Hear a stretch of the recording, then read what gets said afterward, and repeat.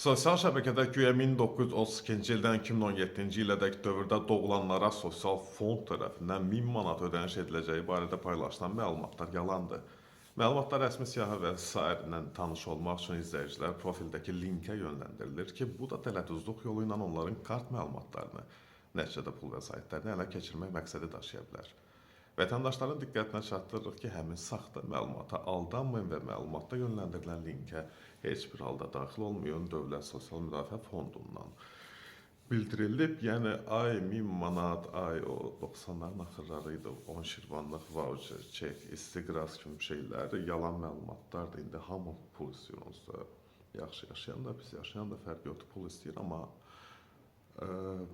belə insanların yaralı yerindən ən çox istifadə edənlər də kibir dələduzlardır və elə o fərq yoxdur, varlı, kəsib, yəni o qədər dəyiz, o qədər alçaqdılar ki, qürursuz, heysiyyətsiz, qeyrətsiz, namussuzdular ki, kasbın dadından girib kart məlumatlarını əldə edəndən sonra kredit götürürlər, zamanı borca salırlar.